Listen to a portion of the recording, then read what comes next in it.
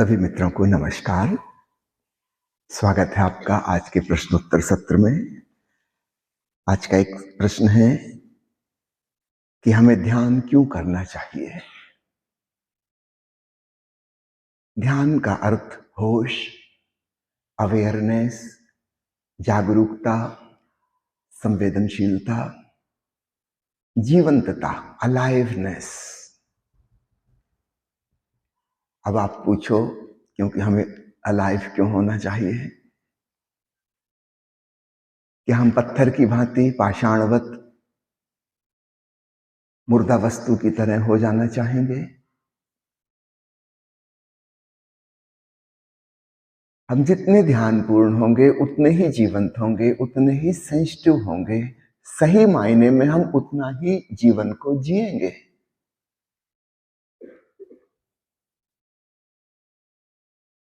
जो व्यक्ति जितना होश रहित है, असंवेदनशील है, वह उतना ही मुर्दा मुर्दा जैसा है। आश्चर्य है, अस्तित्व का अद्भुत उपहार हमें मिला है। हमारे भीतर चैतन्य है, कॉन्शसनेस है, होश की क्षमता है। लेकिन जितनी प्रकृति प्रदत्त है, इसमें और इजाफा किया जा सकता है, बढ़ोतरी की जा सकती है। यह संभावना हमें मिली हुई है। अन्य पशु पंक्षियों की तुलना में हम ऑलरेडी ज्यादा सचेत हैं,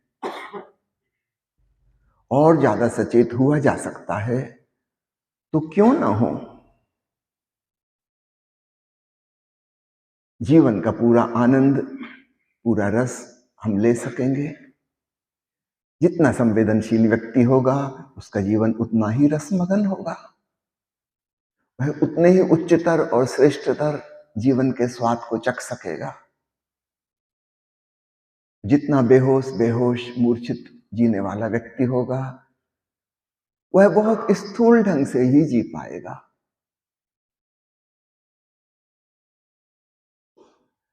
आप मुझसे सवाल पूछ रहे हैं ध्यान क्यों करें, मैं आपसे पूछता हूं ध्यान क्यों ना करें। यहां ध्यान से मेरा तात्पर्य किसी क्रिया से नहीं है, वो तो एक टेक्निक है होश को जगाने की। शुरुआत में कुछ दिन के लिए जरूरी, उपयोगी। वस्तुतः ध्यान का अर्थ है अवेयरनेस, चैतन्यता, जागरूकता, सजगता। धीरे धीरे वो 1 घंटे की विधि तक सीमित ना रहे, हमारे 24 घंटे के क्रियाकलापों में फैल जाए। तब सही मायने में है अपनी जिंदगी हम जिएंगे। उसके पहले हम नाम मात्र को रोबोट की भांति, यंत्र मानव की भांति जी रहे हैं। उसमें जिंदगी नाम मात्र को है, एक मशीन की तरह। जितनी हमारी जागरूकता बढ़ेगी, उतना हमें अपने भीतर मनुष्यता की गरिमा का एहसास होगा। पशु पंक्षियों के पास भी चेतना है, लेकिन उनकी चेतना केवल बहिर्मुखी हो सकती है। मनुष्य के पास एक अद्भुत क्षमता है, हम बहिर्मुखी होने के साथ साथ अंतर्मुखी भी हो सकते हैं। तो हम जगत में बाहर के ऑब्जेक्ट्स के प्रति तो सजग हैं ही, वो कोई खास बात नहीं। हम स्वयं के प्रति भी जागरूक हो सकते हैं। अपने होने का रहस्य हमें पता चल सकता है, जो अन्य पशु पंक्षियों को, पेड़ पौधों को पता नहीं चल सकता। तो हमारे पास डबल एरोड कॉन्शसनेस की संभावना है। हम चाहें तो उपयोग करें, चाहें तो ना करें। अधिकांश लोग तो नहीं करते। थोड़े से लोगों को ही ख्याल आता है कि मेरे भीतर क्या चल रहा है वो तो जानूं। बाहर सारी दुनिया को भी मैंने जान लिया और स्वयं से अपरिचित रह गया। यह तो बड़ा चुटकुला हो गया, हास्यास्पद बात हो गई। सब कुछ जानता हूं, खुद को नहीं जानता। हमारे ज्ञान की क्या कीमत होगी? जो निकटतम है स्वयं का होना, उससे अपरिचित हैं, और सारी दुनिया की जानकारी हमको है। तो थोड़े से लोग हैं जिनके भीतर यह जिज्ञासा पैदा होती है कि मैं अपने आप को जानूं। आत्मज्ञान की दिशा में आगे बढ़ो, तब हमारी जो चेतना है, अवेयरनेस है, वो एक नया रुख अपनाती है। इस जिज्ञासा के साथ ही अध्यात्म शुरू होता है। बाहर की दुनिया को जान लिया, ठीक है, जो ज्ञान मिला वह उपयोगी है संसार में, जीवन जीने के लिए, आजीविका कमाने के लिए, भांति भांति के क्रियाकलाप करने के लिए वह जरूरी है, जानकारी उपयोगी है, लेकिन उसमें आनंद नहीं है। स्वयं को जानने का कोई उपयोग नहीं है, आनंद है। इस भेद को खूब अच्छे से समझ लो। बाहर के जगत का ज्ञान उपयोगी है, किंतु उसमें शांति और आनंद नहीं है। और भीतर जब हम स्वयं को जानेंगे तो शांति और आनंद का खजाना मिल जाएगा। वो हमारा स्वभाव है, लेकिन इसका दुनिया में कोई उपयोग नहीं है, इसकी कोई यूटिलिटेरियन वैल्यू नहीं है।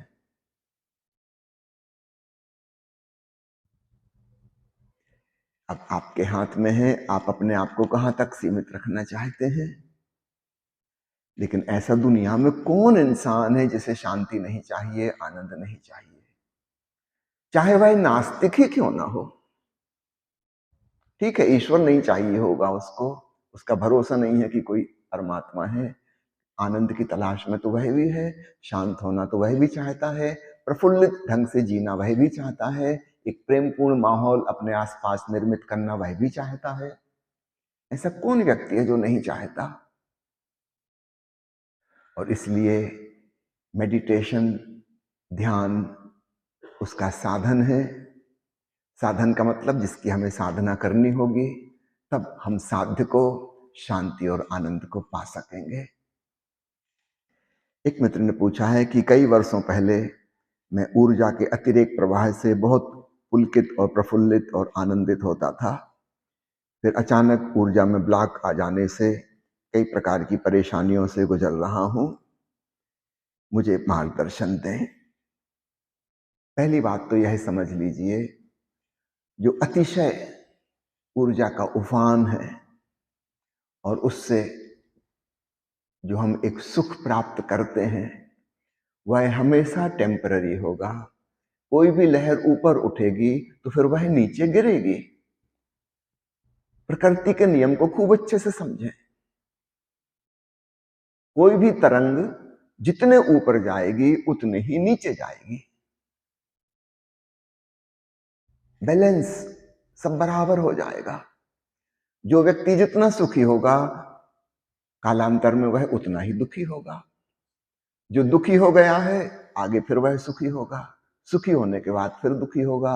ये खेल ठीक वैसा है जैसे दिन और रात का, या मौसम परिवर्तन का, ठंड और गर्मी का।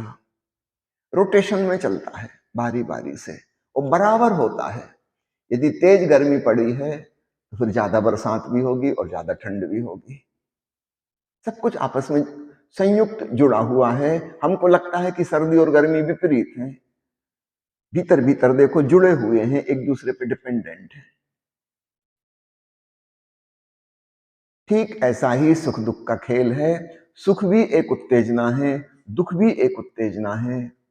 सुख ऐसी उत्तेजना है जिसे हम चाहते हैं कि हो, और दुख ऐसी उत्तेजना है जिसे हम चाहते हैं कि ना हो। लेकिन हमारे चाहने नहीं चाहने का सवाल नहीं है, होगा वो जो प्रकृति का नियम है। यदि बसंत आया है तो पतझड़ आएगा, पतझड़ आया है तो बसंत आएगा, नियम है। सुख आया है तो दुख आएगा। अतिशय ऊर्जा का उत्थान हुआ है तो फिर इसके बाद पतन होगा। मेडिकल साइंस की भाषा में इसको हम बाइपोलर डिसऑर्डर कहते हैं। एक मैनियक फेज है, एक डिप्रेसिव फेज है, वो बारी बारी से आते जाते रहते हैं। जितने लंबे समय मैनियक फेज चला था, उतनी ही इंटेंसिटी और ड्यूरेशन का डिप्रेसिव फेज होगा। याद रखना, आज जो लोग डिप्रेशन में हैं, निराशा में हैं, ये वही लोग हैं जो कभी बहुत आशावादी थे, बड़े उत्साह और उमंग में थे, बड़ी उछाल भर रहे थे। अब वो चारों खाने चित्त पड़े हैं। अध्यात्म सिखाता है शांति की, संतुलन की अवस्था, ताकि हम इस उत्थान पतन के बाहर हो सकें। कोई भी परिस्थिति हो, हम उत्तेजित ना हो, ना सुखद ना दुखद। हम साक्षी में, तथाता में, शांति में स्थिर रहें, तब हमें उसका विपरीत फेज नहीं भुगतना पड़ेगा, नहीं तो भुगतना पड़ेगा। यदि हमने किसी चीज का सुख लिया है तो उसी चीज का दुख मिलेगा, उसी चीज से मिलेगा। जिस व्यक्ति की वजह से हम सुखी हुए थे, उसी व्यक्ति की वजह से हम दुखी होंगे। बराबर का बैलेंस हो जाएगा। प्रकृति का नियम बैलेंस का है, plus minus is equal to 0। अगर 10 प्लस है तो 10 माइनस हो जाएंगे, अगर 100 प्लस था 100 माइनस होंगे, बराबरी से होंगे, कुल मिला के 0। सब चीजें वहीं लौट आएंगी जहां थी। इस बात को खूब अच्छे से समझिए। अभी कुछ समय पहले एक अमेरिकन मनोवैज्ञानिक ने अध्ययन किया, बहुत ज्यादा सुखी लोग और बहुत ज्यादा दुखी लोग, और उनके जीवन में जो घटनाएं घटती हैं उनका क्या परिणाम होता है। लंबी रिसर्च उसने की, कई सालों की। उसने पाया जो नॉर्मल व्यक्ति है, सामान्य मानसिकता वाला, उसके जीवन में लगभग 100 दिन या कहो 3 महीने, उसके बाद कोई भी प्रभाव किसी चीज का नहीं बचता।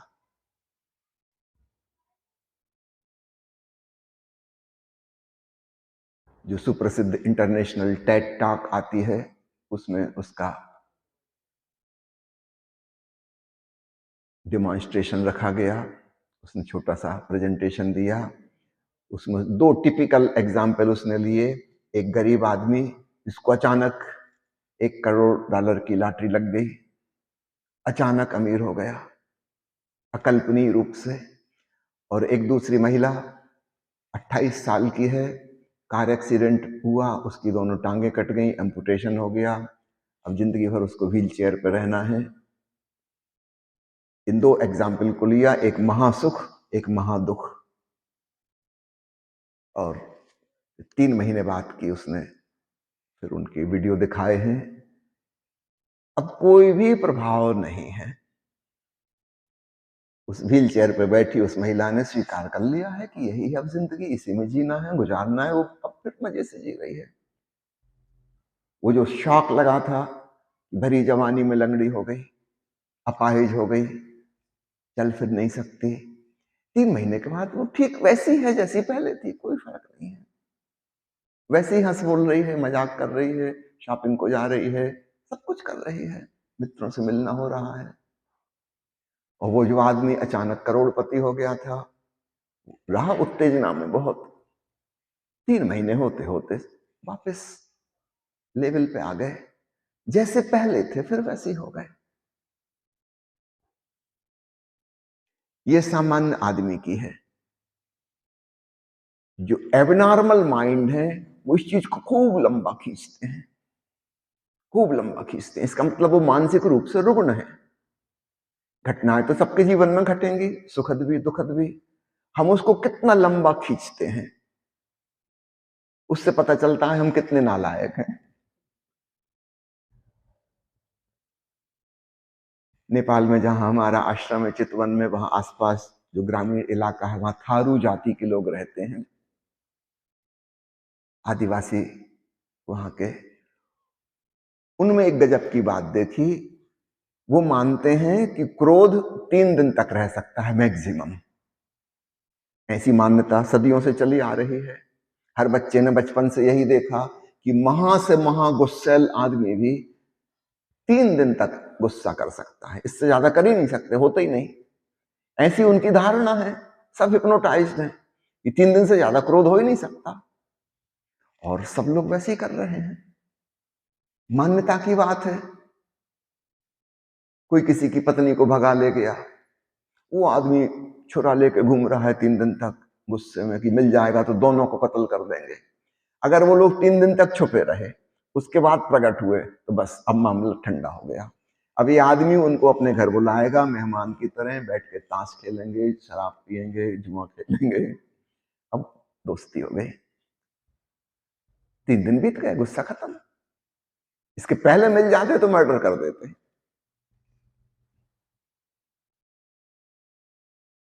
मान्यता का खेल है।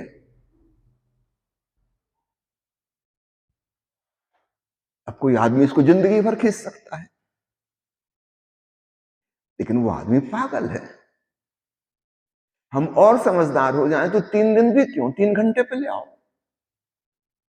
जब हमारी मान्यता का खेल है, 3 मिनट पे ले आओ। और सुपर इंटेलिजेंट हो तो 1 सेकंड भी क्यों फंसना उसमें।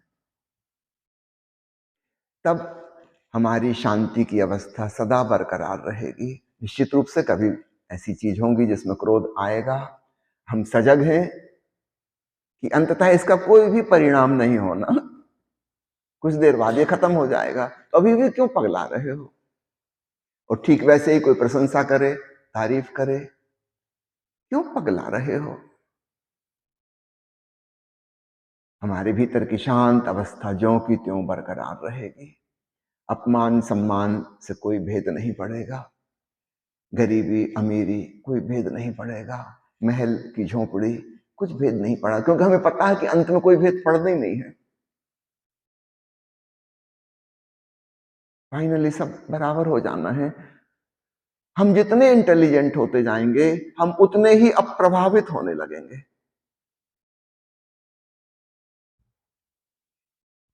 यह शांति सनातन हो सकती है, सुख सनातन नहीं हो सकता। अतिरेक ऊर्जा का उत्थान सनातन नहीं हो सकता। कैसे होगा। लहर ऊपर ही ऊपर कैसे जाएगी, नियमानुसार नीचे गिरेगी, और नीचे गिरेगी तो उतने बड़ा गड्ढा बनेगा। अगर 1 फुट ऊपर गई थी तो 1 फुट नीचे जाएगी। लेकिन समतल हमेशा हुआ जा सकता है। भगवान कृष्ण जिसको समता कहते हैं, सभी योगों में समता सर्वश्रेष्ठ योग है, गीता में भगवान कृष्ण कहते हैं। समभाव में रहो, तब परिस्थिति हमारी मन स्थिति को नहीं बदल पाती। हम जैसे हैं, जहां हैं, अपने आप में स्थिर रहते हैं। कोई चीज हमें उत्तेजित नहीं करती। There is no excitement. और याद रखना, जहां उत्तेजना है वहां चेतना कम हो जाती है, और इसका विपरीत, जहां उत्तेजना नहीं है वहां चेतना अपने शिखर पे पहुंच जाती है। हम जैसे ही उत्तेजित हुए, चाहे पॉजिटिव चाहे नेगेटिव वे में, चाहे गुस्से में चाहे प्रेम में, हम जैसे ही उत्तेजित हुए, एक्साइटेड हुए, हम मूर्छित होने लगे, चेतना हमारी खोने लगी। और जब हमारी चेतना शुद्ध हो जाती है, वहां उत्तेजना समाप्त हो जाती है, उत्तेजना खत्म हो जाती है। हम पूरी तरह चैतन्य होते हैं और कुछ भी हमें एक्साइट नहीं करता, अच्छा या बुरा। फिर धीरे धीरे अच्छे और बुरे की परिभाषा ही हमारी खो जाती है, किसको अच्छा कहें किसको बुरा कहें। भगवान बुद्ध का प्यारा वचन है धम्मपद में, प्रिय व्यक्ति के मिलन से खुशी होती है, प्रिय व्यक्ति के बिछोह में दुख होता है, दुश्मन के मिलने में दुख होता है, दुश्मन के बिछुड़ने में सुख होता है। तो कुल मिला के तो प्रिय व्यक्ति ने और अप्रिय व्यक्ति ने बराबर से सुख और दुख दिया। जरा आप एक गुणा हिसाब लगाओ, गुणा भाग, तो कुल मिला के तो बराबर पड़ा ना। एक आदमी ने आते समय सुख दिया था, जाते समय दुख दिया। एक आदमी ने आते समय दुख दिया था, जाते समय सुख दिया। तो कुल मिला के दिया तो बराबर।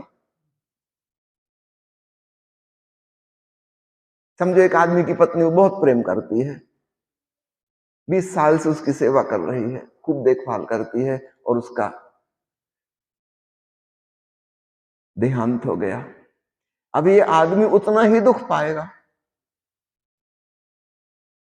अब इसके कंट्रास्ट में तुलना करो, एक आदमी की पत्नी बहुत लड़ोक है, दिन रात बक बक बक बक करती रहती है, जवान चलती रहती है, हर चीज में से मीन मेख निकालती रहती है, दिन भर गलतियां बताती रहती है।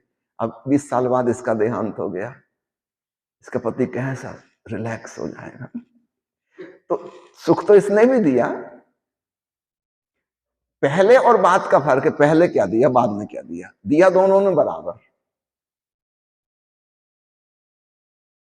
दोनों ने बराबर दिया। जब हम इस गणित को देखते हैं तो हमें फिर हंसी आती है अपनी मूर्खता पर, हम बेकार ही परेशान हो रहे थे। जो अभी मिल रहा है उसका ठीक विपरीत बाद में मिलेगा। अब किस चीज से सुखी होगे, किस चीज से दुखी होगे, दोनों के प्रति एक स्वीकार भाव होगा कि ठीक, दिन पहले आ गया तो रात बाद में आएगी, और अभी रात चल रही है तो दिन बाद में आएगा, तो किस लिए परेशान होना। तब हम शांत हो जाते हैं। यह ध्यान की आध्यात्मिक अवस्था है, शांति की। लेकिन बहुत लोग उत्तेजनाओं के पीछे दीवाने होते हैं, वे किसी प्रकार के मनोरंजन की तलाश में होते हैं, उनके भीतर सच्ची जिज्ञासा शांति की पैदा नहीं हुई। कहते जरूर हैं कि हम शांति की खोज में हैं, लेकिन वे सुख की खोज में हैं, शांति की खोज में नहीं है।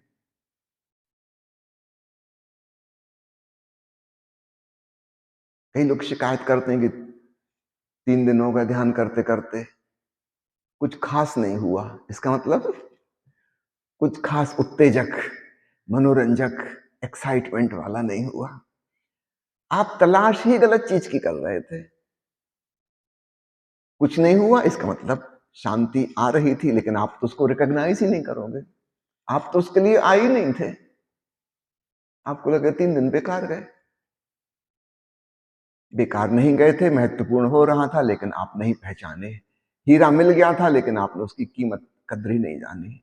आप उसको कंकड़ पत्थर समझ रहे, आप उसको छोड़ दोगे, नहीं रख पाओगे।